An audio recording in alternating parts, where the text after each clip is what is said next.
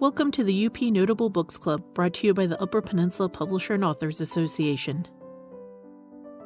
Susan Purvis's love for adventure and medicine has taken her to the hottest, coldest, and highest places on Earth: Ethiopia, Antarctica, and Nepal.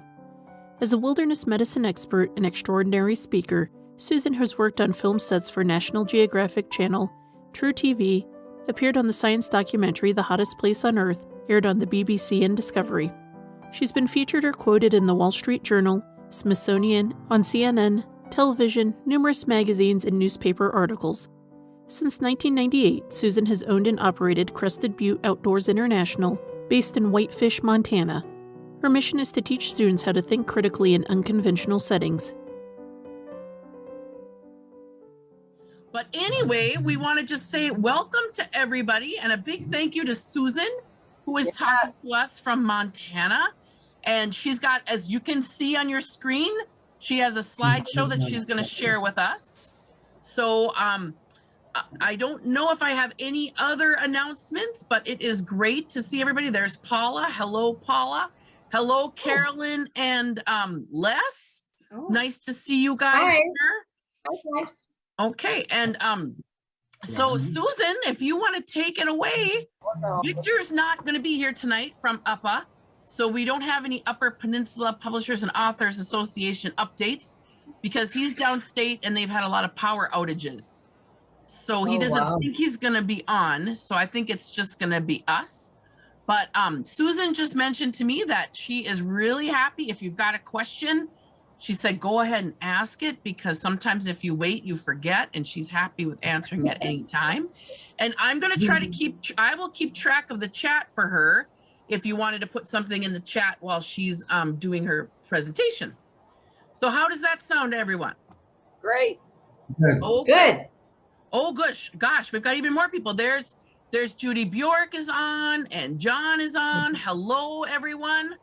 All right. I think we're going to turn this over to Susan Purvis. So thank you, Susan. Hey, hello. Hi, thanks for coming, you guys. And thanks for the UP Notable Book Award. So some of my friends are on the chat from around the United States, and so I will get to what UP means. And by the way, can you guys all hear me? Yes. Yes. Okay. Good. So I'll let you take the invite over, Evelyn. So I'm just going to run through my story here. And just to back up, this is my photo from one of the first avalanches that my search dog Tasha and I went to. It was on the Continental Divide outside of Boulder, Colorado, where there was one missing man, and it was our first big mission, and we had a lot of fear around that. Remind me if I don't follow up with what happened, I'll tell you. So everyone loves a great story, and there's a lot of different things I could talk about today, but I just wanted to take you on my journey of how a gal from Marquette, Michigan has really had a great adventurous life working in the outdoors. And like I was saying, Evelyn was saying, if you have any questions, you can interrupt or put something in the chat box. What I learned then about the book writing process is that you either have a great story or you're a really great writer. And I learned about 50 years ago that I loved to write, but I was not a very good writer. And writing, like everything, takes a lot of work. So what I had then was a really great story. And that's how I was able to get through the writing process and the whole publishing process and be traditionally published. And for those of you who haven't read my book, my book's about the training and deploying a search and rescue dog in the high country of Colorado, even though I live in Montana right now. That's my home. And the result of living this life, I made a promise that I was going to train a dog to save lives and never leave anyone behind. But I also promised my parents I was going to write this goddamn book about it. So, by the way, this is the Triple Divide, which is in Montana. Does anybody know what the Triple Divide means? No. So the Continental Divide is The water goes to the Atlantic, the water goes to the Pacific, and then the triple divide is the watershed goes to the Arctic. So we have that here in Glacier National Park. Trivia. Okay, and for those of you who haven't seen my book, we can talk about really anything in my presentation about the book publishing process, the writing process. How do you get someone like Sebastian Junger to endorse your book? Or you can talk about, you guys probably all have dogs. What do you need to know about training your dog? One of the things I'm most proud of is, I grew up in Marquette. I'm going to get to that in a minute, but when my book got published, all of a sudden I showed up at Book Expo in New York City, and my book was one of 6 in the front of the Javits Center, which hosts the largest book expo in North America. And I got out of the taxi and nearly fell to the ground because nobody told me. My publisher forgot to tell me that it was going to be on the front of the Javits Center. The other thing I did with traditional publishing is that in my contract, I've also got to narrate my audiobook. I don't know if anybody had a chance to listen to the book, but it's always better when the author reads it. Yeah, it was good. So I'm going to start you out real quick. I'm going to do a quick little read.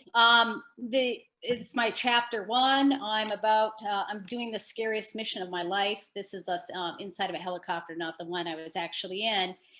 And on this photo, you can see, I'm going to read it to you, but down where my mouse is, I don't know if you guys can see my mouse, there's a man down there carving out one of the little landing strip for one blade of the helicopter. So there was a plane crash on the side of this mountain at 13,500 feet. And I'm going to read, this is how my book opens. It's called The Last Ditch Effort. And it's the summer of 2005 in Ouray, Colorado. If the helicopter shifts, we're dead like the guy we're looking for. So much can go wrong up here. Peering out the open door, I look down at the fast-moving, unforgiving terrain far above the tree line where the air is thin. Volcanic rocks break into huge spires and fins.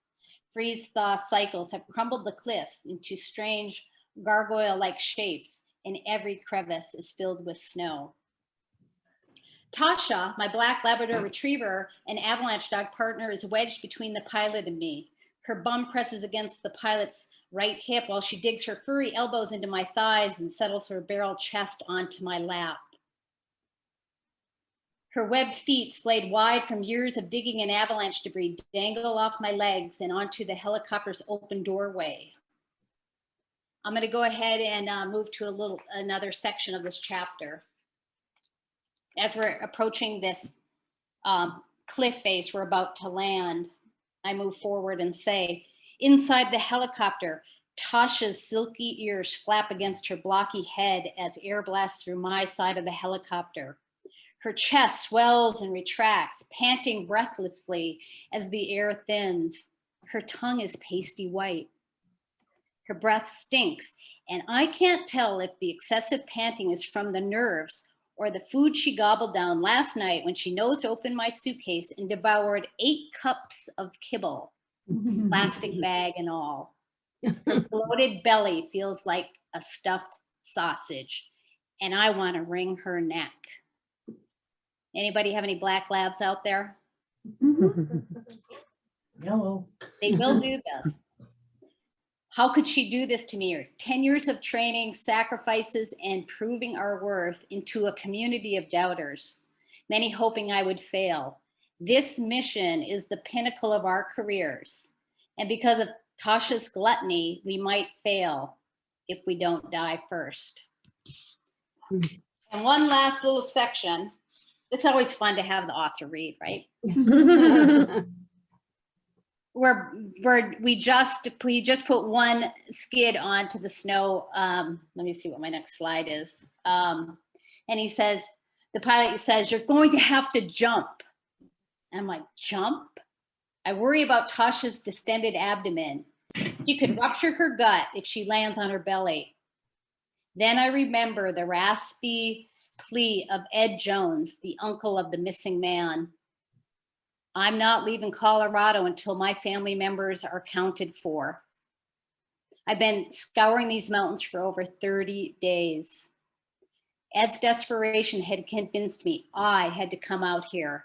We're his last hope. 10 years ago, when I blindly launched into this volunteer search dog career, I promised I would never leave anyone behind. And I've kept my word so far. So that is part of the opening chapter. When I set out to write this book, I was just going to write about our missions and our training because I thought, oh, how lovely. You know, that would be a fun book. But actually in that moment when we were getting ready to land, I had to question why it was easier for me to jump out of the side of a helicopter at 13,000 feet with my avalanche dog to look for a plane crash victim. Why was that easier than for me to talk to my husband about our 18-year relationship together? And when I finally couldn't get that out of my head, I had to write about that in my book. So now my book wasn't just about the training and the deploying of my search and rescue dog, but it became a lot more about, you know, my journey of finding my way through a life that wasn't as perfect as it looked. Okay, I got you all quiet there. So the other great accomplishment is I promised to myself that I was going to train a dog to save lives, and never would never leave anyone behind. And the other promise is I promised my mom and dad I'd get this goddamn book done. So, you know, how long does it take to write your first memoir? Oh, it took me a long time. It took me about 10 years. Because book writing is, you know, it's an art in itself. And I just didn't have the confidence or the skill to do it. Just like really, I didn't have the confidence or skill to train a dog, but I found it. This is my dad in the veterans home in Marquette, Michigan. And I brought him my book and he's like, what's this book about? Who wrote it? He had Alzheimer's, right? I'm just like, oh no. So he got to see it, but I didn't have any comprehension of what was going on. So sadly to say, my parents have both died, but they did get to see the published version. So this is for those of you who are not from Northern Michigan. The UP stands for Upper, or the Upper Peninsula of Michigan. So this is my backyard. How many folks are from Marquette? Anyone in the audience? No, you guys might be from elsewhere. But we got a few Uppers, right? We've got Uppers on. We got some Uppers, thank God. I should talk Upper talk now. For those of you who don't know, the Upper Peninsula is in the upper left there. And then I put the COVID map for the rest of the state. And notice that everybody forgets about the UP. So it's like its own little island, right? You know, they put maps over it or legends over it like it doesn't exist. So to get you oriented. And Evelyn, who's hosting this great Zoom call, is from Crystal Falls. Yeah, where is it? Oh yeah, it's down there by Iron River. Yes, we've got quite a few of us here from Crystal Falls. Awesome. Yep, and we've got some down by Iron Mountain Way and all over. I have been there. Too. Oh yeah. Any questions so far? Well, we had one message in the chat just saying that you are brave to do the work you did and equally to share the personal story of your relationship and life. Yeah, awesome. Okay, so for those of you who've been to Marquette, I grew up in like a pretty average family. My mom was a stay-at-home mom. She didn't have a college degree. My dad was a fish biologist, and they moved to Marquette from Connecticut. Mm-hmm. And they had 3 of us, and so they were a little naive. They, you know, little did they know they were going to the coldest and the snowiest place on the planet, right? So, you know, my mom was like, I think, sick of us, you know, by 2 years, so she would just throw us outside. I think I lived in a permanent state of frostbite growing up in Marquette with all the cotton and things. My mom had big plans for me. I think she wanted me to maybe be a beauty queen or be in the cosmetic industry, but you know, she got me into all the stuff that I have no interest in it now. It was probably more my dad that got me into the outdoors. You know, he spent all his time on the lake. I started to love the lake. I still question why women in the 60s went out with their curlers boating. Do you guys know the answer to that? That's funny. We just lived in them. That's right. Yeah, we're saving your curled hair for bed. I don't know. Okay. This is the Palestra was considered one of the largest wooden ice structures, I think, in the world. And we had this in Marquette, Michigan. You know, kind of hockey was born there, and this became my playpen. Like our parents just threw the kids in there, and we just ran wild. So I grew up as a free spirit, not a lot of discipline. You know, they, you know, just make sure we came home by dark. So I just had to throw that in there if there was anybody from Marquette. So, you know, again, I wasn't living the outdoor life. I, you know, was doing the cheerleading thing, and I got turned on to skiing. And the reason why I put this in here is to remind me that by the time I was 16, they had a junior ski patrol there in Marquette. So I got a little bit of knowledge about medicine and ski patrol, but I thought, oh, that's interesting. So I played around with that for a while. As we got older, we got braver. You know, our parents would just let us go on these canoe trips on Lake Superior for a week at a time, kind of unsupervised sometimes. I just can't even believe it now, in our cotton, you know, and our cardboard box for our tote kit. And then when I was in ninth grade, my family friends took me backpacking into Montana. And so my world started to get bigger and bigger. And I was learning you know, how to live on my own. My mom wasn't taking care of me and picking up after me. You know, if I didn't participate as a group, you know, the group wasn't going to go forward. So I was starting to learn all these life skills. And when I came back, that was like 2 weeks or a month in the Bob Marshall Wilderness. I'm going to give you a quote here that my best friend always reminds me. She goes, Sue, do you remember, it was like 50 years ago, we'd lay on the beach or go camping, and you'd always look up at the stars and say, do you ever wonder what the heck is going on up there?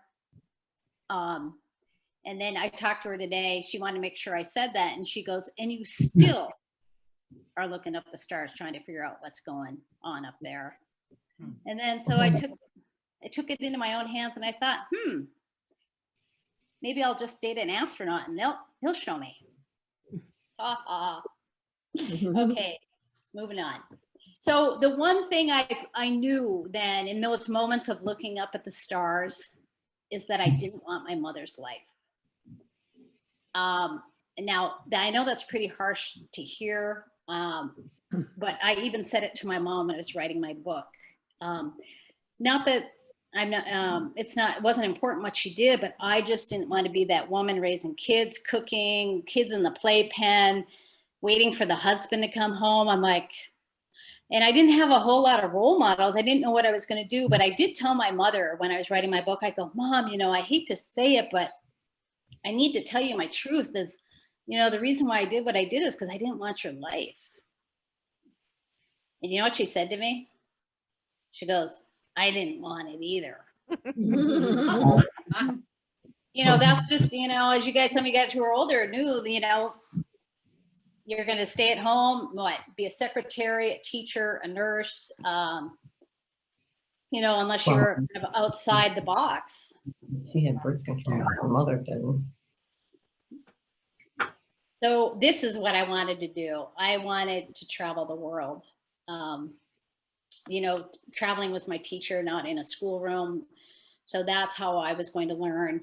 And I knew that I also wanted to write, but I couldn't afford to write. I didn't have the confidence. So I had to go be practical. And I went and got a degree in geology. But in the meantime, I bike toured on $7 a day for months at a time. I went to Antarctica.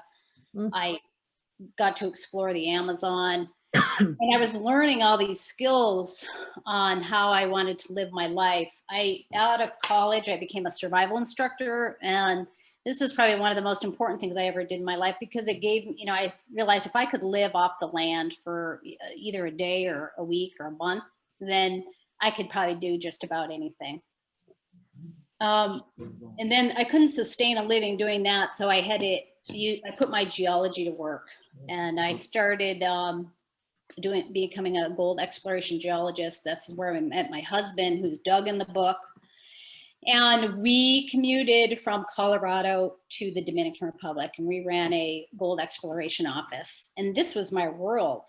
And, these were my people. I didn't speak Spanish. It was dangerous. It was difficult. I felt like I was going to get kidnapped, because we were kind of tagged as rich Americans looking for gold. And I knew something was missing in my life. I didn't know what it was, but I thought, I don't care about looking for gold. I need to look for people. So because we were commuting, we could live anywhere, and we chose the last great Colorado ski town, which is Crested Butte, Colorado. So I commuted from 9,500 feet in Colorado to sea level for years. And I think I needed to get a puppy to fill a hole in my heart. And I got this little puppy named Tasha. I didn't know a thing about training dogs. I didn't know anything about avalanches. But what I could do was ski patrol. Even though I never really professionally ski patrolled, I thought, oh, I know how to ski. I could do that. And Crested Butte at the time didn't have a dog program. And when I got on ski patrol, it was here where I learned about what we call in book writing an inciting incident. This is where, my life was just cruising along like this. And then I learn about something, and my life takes a whole new direction. And that's when I was on the ski patrol duty, and we're in a big 100-inch storm. We couldn't see anything. And I was hearing about the avalanche that happened across the street from this world-class ski resort that buried 3 toddlers on a Sunday morning at 9 a.m. on a Bluebird day, when the parents were loading up the luggage to bring them back to the airport. And, 200 people from the town came to find these 3 toddlers buried. 2 were found in respiratory arrest. They were blue. They were found by using, sticks and brooms, and they were revived, and they lived. And the 3rd boy, they had a hard time finding him. A trained avalanche dog came to look for the boy, and I was leaning in, listening to the story, and I kept saying, well, what did the dog do? How come the dog couldn't find him? And the answer they gave me wasn't good enough. I kept prying, saying, why couldn't the dog find the 3rd child? And it was in that moment, I thought, wow, I wonder if I could train a dog to save a life. They eventually found the kid. He was 10 feet under. They found him an hour later, and he did not survive. So this hillside's still in Crested Butte. They haven't really done a whole lot to mitigate it, except put a $500,000 retaining wall on some of the condominiums, but it's actively slides. So there's an example of what even a little avalanche can do to a structure, let alone a person.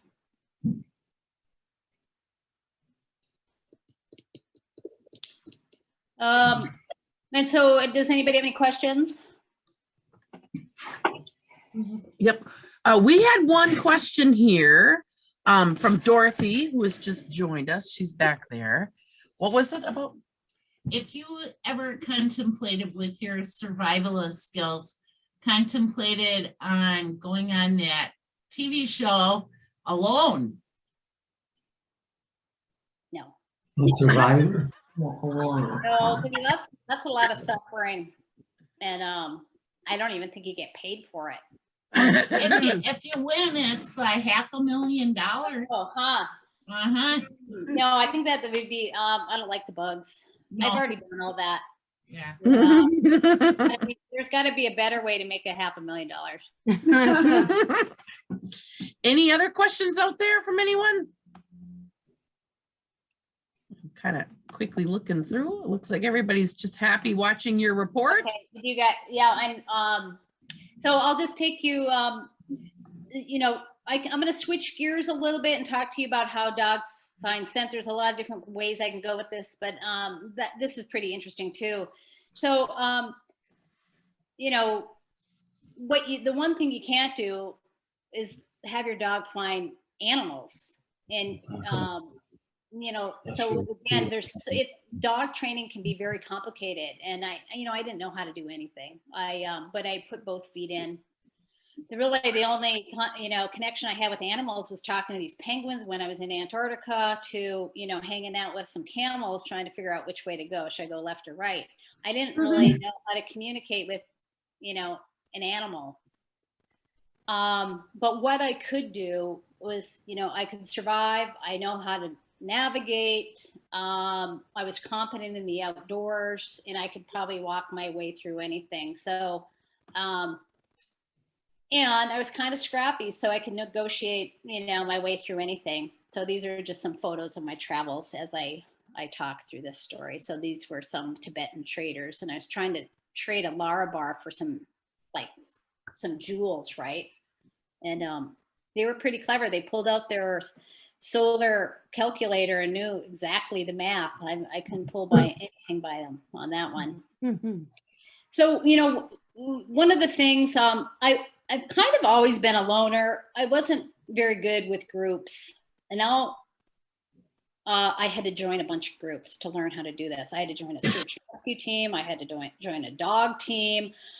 I had to learn how to play in the sandbox in a small town. I was from out of town. You guys might know what that's like to, you know, be a new person in a small town. It's hard to break in. And definitely I was in a really misogynistic, ego-driven type community. And I had an agenda. And I was naive to it all. I just never had to deal with anything like that. Now, in the process, then I decided I'm going to start my own company. I got involved with wilderness medicine. So to this day, I've been running my company, Crested Beat Outdoors, for 25 years. And, you know, if there's any young people on the call, it looks like we're a bunch of old farts. But, you know, the best thing I ever did for my career was to start my own company, because it's really taken me around the world doing all kinds of amazing things. So any young your grandkids, I mean, the best thing I think you could tell them to do is start their own company, because you have to, you know, have Yesterday, she thought about it. She said, responsibility. you know. I'm kind of fast forwarding here, but during this process of my own company, I've been able to train the Sherpas who climb Mount Everest and the African guides who work on Mount Kilimanjaro, and teach them about wilderness medicine. Again, you know, I didn't know anything about medicine. It's not rocket science. Rocket science is rocket science. But, you know, medicine is something we can all learn. And my gift and the way I give back is, you know, teaching these ethnic groups how to understand how the body works so that they can take care of themselves and their family. So, right, I was on my way. I had the dog, I had the story, I was in a small town. I could do this, flow like water, everything's great. And then what I realized is that you can get buried pretty fast when you're in the business of saving lives. So this is actually me getting caught in a tree well, which is Western Montana is pretty famous for killing people. You can just be skiing by a tree, and I swear to God, that snow snake will come and grab you and pull you into this tree well. But this was just a metaphor for all the obstacles and hurdles I had to overcome, which is really, you know, the second part of my book, right? How does one train a dog? How do they get certified? How do you get on the call list to go on missions? And, you know, I met roadblocks all along the way. And not to mention in my marriage and with my dog. Right? If she loved me, she was going to do everything I said, right? No, that's not true. Yeah. Same with husbands too, right? Okay, but you know, my parents, you know, my mom taught me, you know, again, how to crawl my way out. And that's what I did. And you know what? My goal was to train this dog and nothing was going to stop me. And so I had to grow some thick skin and fight for what I wanted. So here I am. Yeah, I'm in the hottest place on earth, which was in, does anybody know? Death Valley. It's in Ethiopia in the Danakil Depression. So, yeah, I'm doing medicine here for a month. And so everybody walked around with AK-47s, and we were working around a bunch of active volcanoes, so we had our masks. So, okay.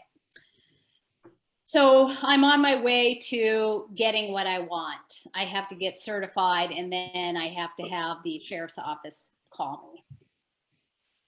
So I'm going to switch gears and talk about what dogs are looking for and the science behind it. You guys good to go on that? One quick question though. Somebody wanted to know, wait, that's not what I wanted to hit. Where is Crested Butte, Colorado? Is it close to Gunnison? Yes, 30 miles away. Okay. So it's between Aspen and Gunnison. It's an old mining town. Okay, that's all we got. Okay. So if you're going to go into search and rescue, by the way, is anybody on the call interested in training a search and rescue dog? Not after that. I didn't think so. It's better if you start them when they're young. Okay, and then don't get too big of a dog, right? Because now you got to transport it. The most common question I get asked is, what dog should I train? And it's the one you want to live with, right? And part of, the whole job is to get these dogs doing things they normally wouldn't do, so that any situation they feel that, they trust you and they're comfortable. Because you might have to load them on a helicopter or have them ride a snowmobile, whatever it is. So this is us practicing with a harness, suspending her in the air. Some dogs can ride horses. The most difficult part of dog work is getting your dog to the scene. So the smaller and they are, the better off it is. This is Poodle Lady. If you guys read my book, she was one of the main characters. She had that white standard poodle from Aspen, and then she also got a German Shepherd.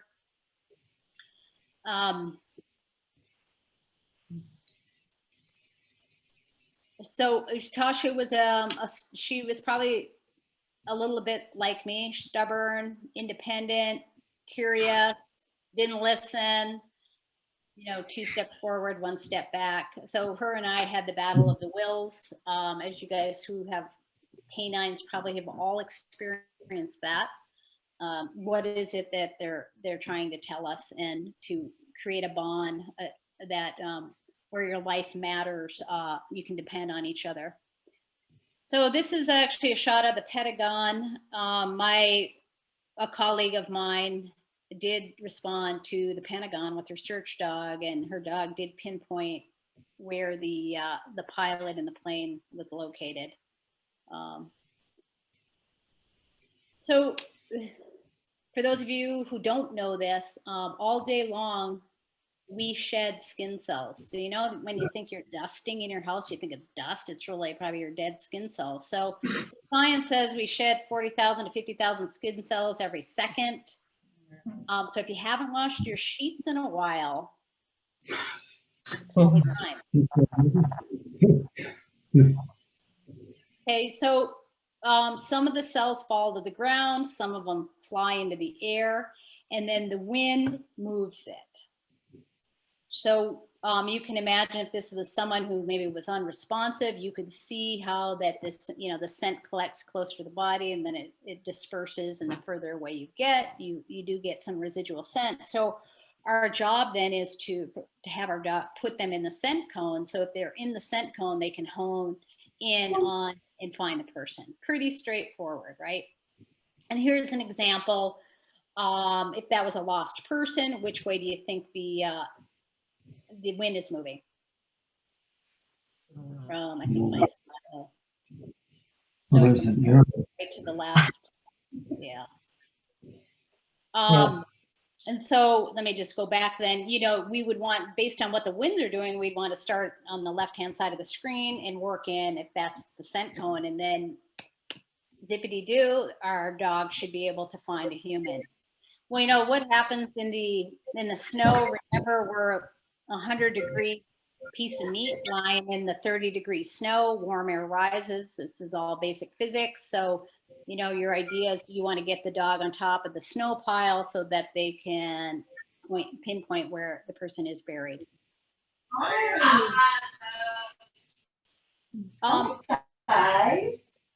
Oops, somebody's not on mute.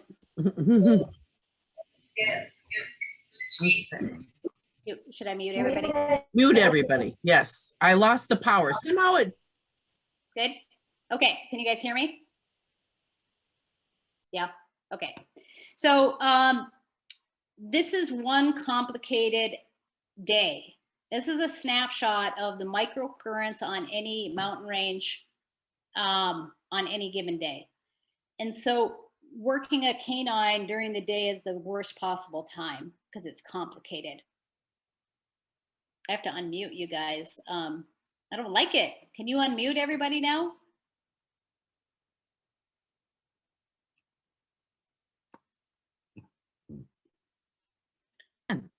There. Okay, can you hear us? Yep. Okay. So you guys understand now how, what scent is, where it can go, and scent, likes to hang out kind of like bugs and bacteria where it's quiet and moist and wet, like along rivers. It doesn't like to be on a rock outcrop with 100-degree sun beating on it because it will get eaten up and disappear. So we tend to see dogs working down in the low areas because they're gathering information. And in this picture just represents that how quickly, if you were a human, you could walk by that person, you'd never see them, but a dog's going to smell them. And then this is the science behind their nose. Really, all you need to know is that their nose is bigger than ours. So they have an incredible capacity to gather information through their nose.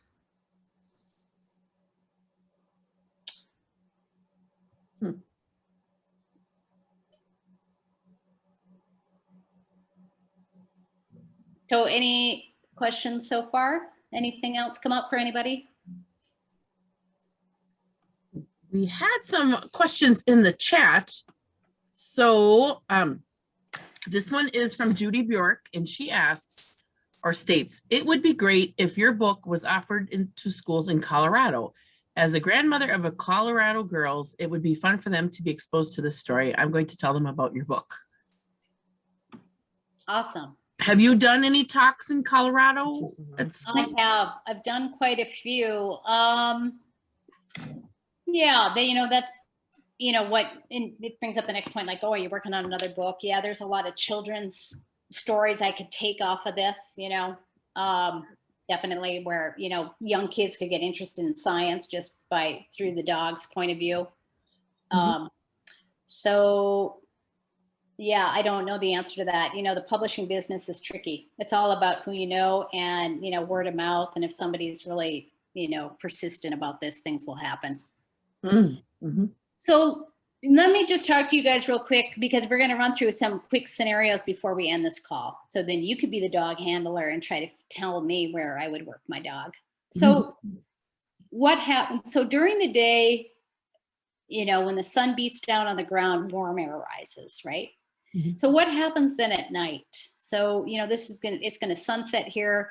We know if you were, it's getting close to dark now and you were lost right there, eventually at night, your scent travels downhill. Okay. So if you're up here, scent travels down here. So the point here is most of the dogs should be working at night because the air starts to it goes downhill, it gets calm, it gets quiet, it gets cool. And you guys know if during the day, if this was during the day and you were searching, it would all just fly up in the air. Impossible for a dog to gather information. So this is one of the battles we had to overcome with the sheriff's department because we need to be working at night and early morning. And really during the day, it's ridiculous to not to work. and they perceive that to be dangerous. So they're less likely to call us at night. And, dogs are so fast, quick, and efficient that we could solve problems within hours, minutes or hours. And that's one of kind of the political problems with all this is, search team would like to be out there, and they don't want the dogs to make the fine. I mean, that's the honest truth, right? So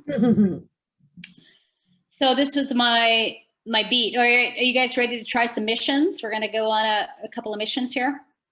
So Tasha ended up getting certified in avalanche, water, wilderness, and then we worked in cadaver.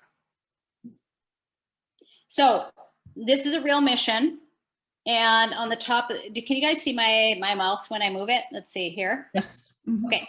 So all we know is that 3 people and a St. Bernese mountain dog were coming across the slope in April. The first 2 men made it to the trees here. The third guy triggered the avalanche and he was swept down. Okay. Yeah, that's the avalanche. And they didn't know where he went. So when a dog handler comes in, we're going to enter the scene here at the bottom because that's where the road is. So if you get there at 3 in the afternoon, which way will the winds be? What will the winds be doing? Calm down. They'll be going up. So that's not very useful, is it? No. That means, you got to just go walk back and forth and hump it. It's going to take you maybe half a day if you're out of shape to get all the way up here, and it's dangerous. So you see, you'd really want to work this when the winds shift, because really all you have to do is hang out at the bottom here. And then when the dog picks up the scent, he's going to go right to the source. Make sense? Yeah. Yeah. So what happened is they called off the mission because it was getting dark and dangerous and windy, and they were pulling the people away and the dog away, and the wind shifted and the dog his nose went out, and he ran up the hill. So what do you do as a dog handler? You're like, oh my God, my dog just took off. Bad dog. But when you give the dog command, they're going to work.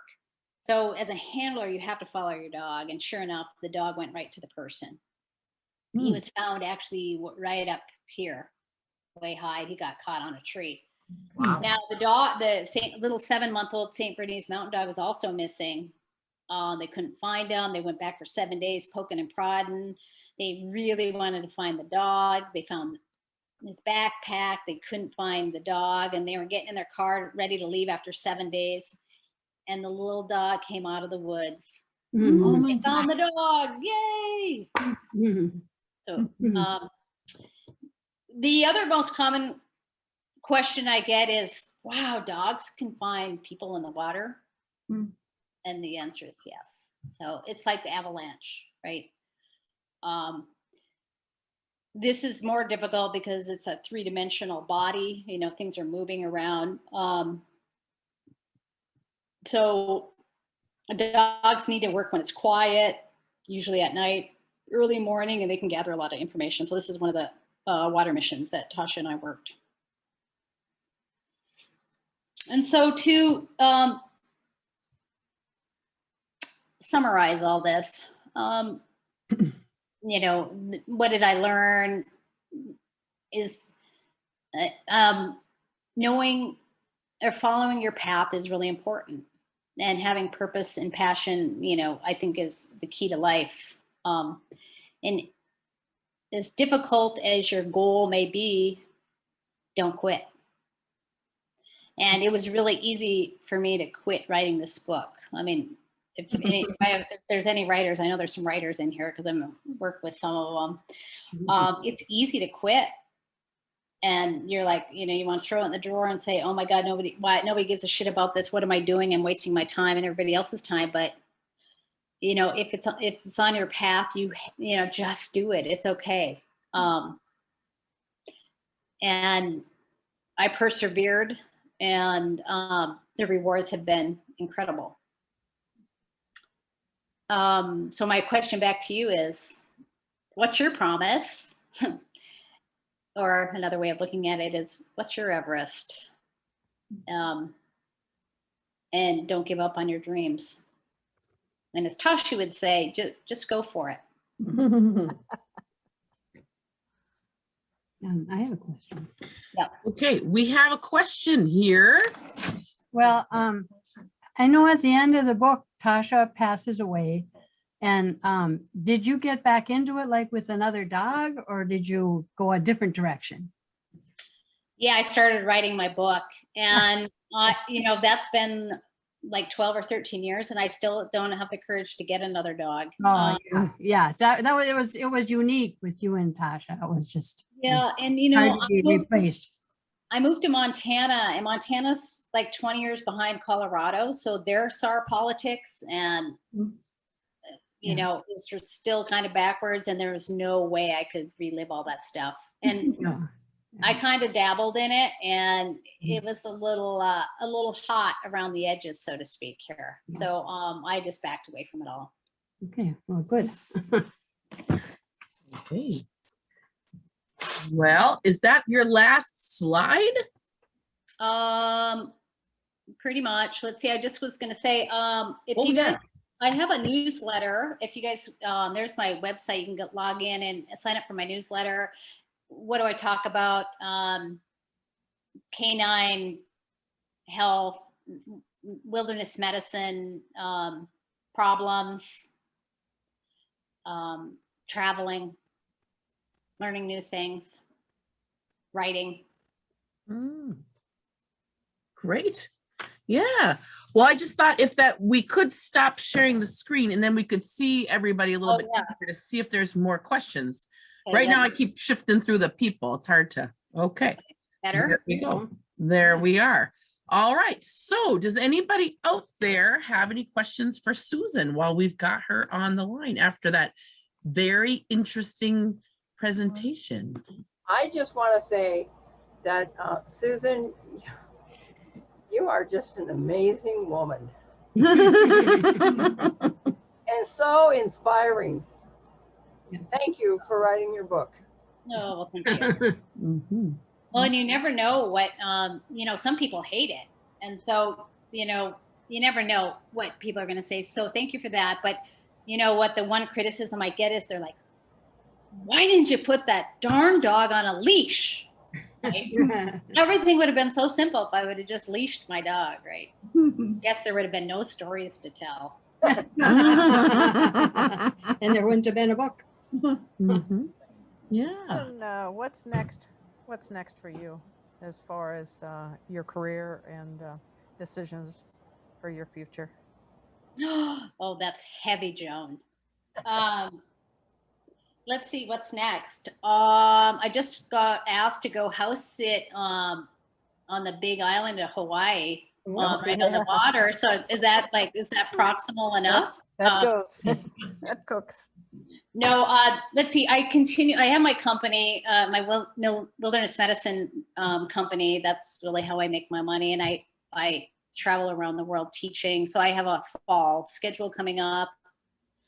And then I teach avalanche courses here in Northwest Montana or in Colorado. So that gets me through the fall and the winter. And I'm working on, I'll run this by you guys. I shouldn't share my idea, but one of my clients is Ted Turner Enterprises. So I go to his bison ranches and train his bison wranglers and his biologists. And I learned of a bison named, what's her name? It was the character on, Carla on Cheers. And named their baby bison that they raised Carla. And I think I want to make that into a children's book because we don't know about bison. And this family raised many bison from they were 1 day old when they were abandoned. So don't tell anybody. That's my next project. Okay. Well, yeah. Wow. Okay. I see something coming up here on the chat. Let's see what we have there. It says, have you ever made it back to Michigan, not including the trip to visit your parents? Have you ever come back for skiing or for a rescue? That's a great question. I've been called to go do water searches there. I was asked when Tasha was alive to go back there quite a bit. The full circle moment was there's a Fresh Coast Film Festival there in my hometown in Marquette, and they asked me to be a keynote before COVID, 2019, and I got to stand on the stage where I gave the 8th grade band concert. I had been back for 45 years, and I stood on that stage at the and got to share my story. So that was a full circle moment. But I want to say, the UP is one of those special places on the planet, and I will always go back. Yeah, it's got a special place in my heart. And you guys know, for those of you guys who grew up there, it's like the bond we've made with our because our neighborhoods haven't changed much. I mean, I grew up on the east side. I am still in close contact with all my girlfriends that I grew up with, we're like, time has never passed, even though we're getting old now, right? We're still the same people we were in the 3rd grade. And that's pretty special.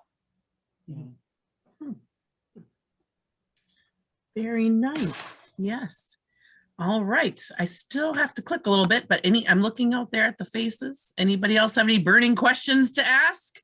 Susan, Michael here, being with the ski patrol that I am, and last year we had record avalanches across the U.S. A lot of rescue teams are burned out.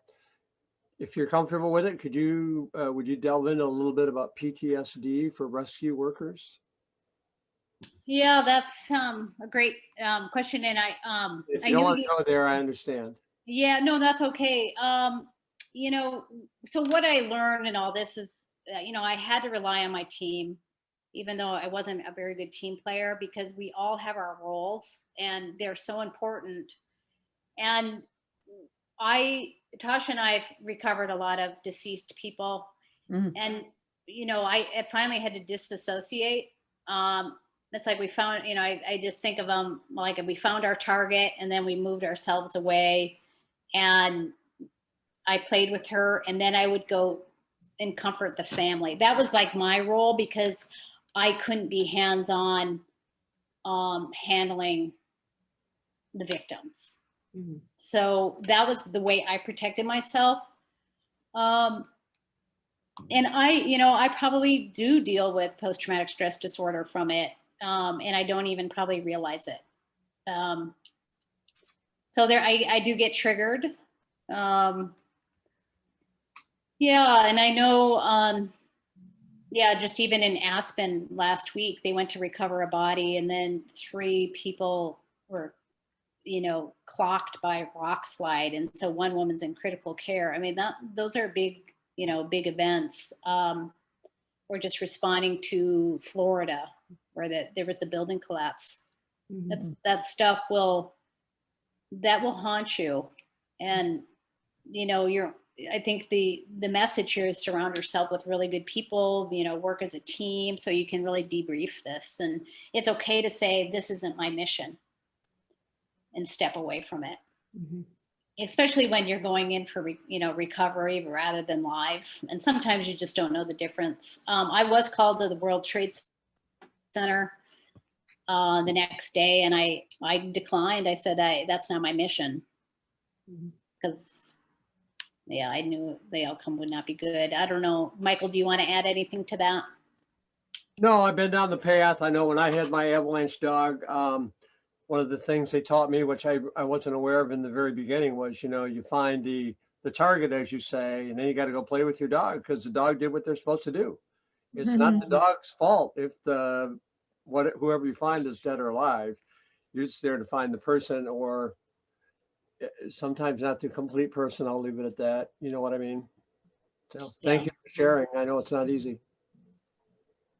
Yeah. Boy, that put the Debbie Downer on the conversation. No, but I was just thinking, you're right. It's so easy not to think about it, but like the dog did their part. So you have to reward the dog, I think that's a good point that you brought up for us, Michael. Those of us who will never raise an avalanche dog, which I think, speaking for this room, is none of us. Maybe for a lot of people on the call. So, but yes, really good information there, and lots to think about. I encourage all you guys to really start paying attention to your dog, because every time you take them outside or they're in your house, they're giving you information. Like, pay attention. Don't be on your cell phone. They're giving you all kinds of information every day. They're trying to communicate Mhm. with you, Yeah. you know, and so to, you know, that'll only strengthen your bond with them. Oh, it's just not the tail thumping on the fridge. And for those of you, as you guys know, beautiful places like Whitefish or Northern Michigan, they're getting populated by city folk. And so sharing our knowledge, keeping them educated is, you know, our responsibility now, because if we're, you know, Whitefish is getting, or this valley is getting flooded with people. Somebody just drowned a couple days ago because they weren't wearing a life jacket in the lake, so they can't find them. And I'm wondering if they're calling dogs, and I doubt it. And so it's our responsibility to get the word out and educate people how to take care of themselves when they're outside, because they just don't know what they don't know. Yeah. Wow. They're like easier. Wow. Well, anything else from anyone out there? I mean, this was, you know, we've been doing, you're our 8th Zoom call for the first round of the UP Notable Books. And this was very interesting. Yes. I think it was really a lot of information that is just not something you typically know for Right, most of us. yes, So I think it was, I feel like the hour flew by. Yeah. So thank you very much for that. And we appreciate it. It's really neat to get to meet you on Zoom. I mean, I always want to say meet you in person, but to meet you on Zoom, it's really nice. It's you seem different than the you in the book. I don't know why. Maybe it's because a few years have gone by. Yeah. So it's nice. I mean, different in a good way. I mean, yeah, I don't know. But thank you so much. And we'll probably be talking to you tomorrow a little bit to get your address, because we have to send you some money. But I see some chats coming in. So, somebody just said that they got their time zones mixed up. Well, it'll be recorded, Mary Frances Erler. So I will be sending out, I will be sending out the recording tomorrow, and we apologize for that. Yes, it's 7 Eastern, 6 Central. Now another person asks, what is the best way to reach out to Susan if somebody wants to follow up? So can we contact you through that, the address that you gave for? Sure. Yep. It's my name, susanpurvis.com. So you can sign up for my newsletter. You can find avalanche courses and wilderness medicine courses on that, on my Crested View Outdoor site. Yep. Great. And I will send that out to everybody tomorrow. I wrote that down, and that's something I'm going to send out to everyone, so they've got that handy, and maybe you'll have a few follow-up questions. And like I said, I will follow up with you tomorrow to get your address so we can pay you some money. Not, you know, not as I get money. Not, yeah, you get money. Not as exciting as seeing your book jacket there in New York City. That must have really been kind of a shocker, I would think. Yes. So, yeah. But thank you very, very much for talking to us tonight. So can we give everybody give her a hand? Okay. So thank you so much. And I'm going to finish the book. I'm, you know, about halfway, so I've got more to read. So it'll be good. Yeah. Prepare yourself for a lot of tears. Oh, tears. Okay. Well worth reading the whole book. Well, we had so many people wanted to read, I had to share, and I didn't quite, you know, I took up too much time, so I had to hurry up and share it, but I will finish.